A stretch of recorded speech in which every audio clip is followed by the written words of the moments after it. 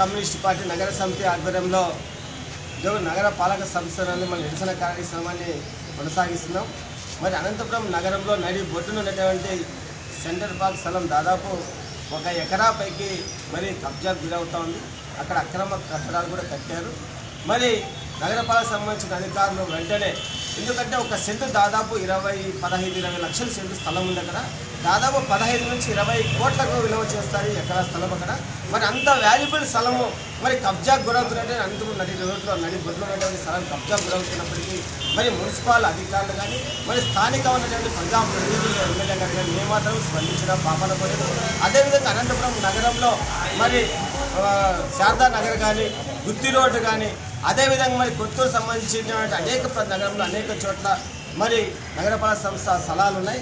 వాటిని వెంటనే సర్వే చేసి ఎక్కడికక్కడ మరి గతంలో మున్సిపాలిటీ వారు బోర్డులు నాటడం జరిగింది. గతంలో కమిషనర్ గారు ఉన్నప్పుడు మరి ఇక్కడ ఎక్కడ మాత్రమే నగరపాలక సంస్థ ఆస్తుల్లో మరి ఎక్కడ బోర్డులు లేవు.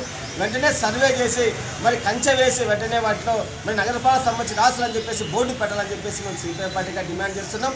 అదేవిధంగా టిట్కో ఇల్లు సంబంధించి కూడా వెంటనే టిట్కో ఇల్లు అనంతపురం నగరంలో మరి దగ్గరలో ఉన్నటువంటి టిట్కో ఇళ్ళని మరి నిర్మాణం చేస్తాం, పూర్తి చేస్తాం. మరి క్రిస్మస్కి 25కి డిసెంబర్ 25 ఇస్తామంటుంది ప్రభుత్వము. మరి ఇంతవరకు వాటిని ఎక్కడా కూడా అక్కడ పోయి చూసిన పాపన పోలేదు, పనులు చేపట్టిన పాపన పోలేదు. వెంటనే ప్రభుత్వం వెంటనే కమిషనర్ గారు అధికారులపై వెంటనే మధ్యలో నిలబడిపోయిన చిట్కలను పూర్తి చేసి మరి లబ్ధిదారులకు ఇవ్వాలని చెప్పేసి మేము సిపిఐ పార్టీగా డిమాండ్ చేస్తున్నాం.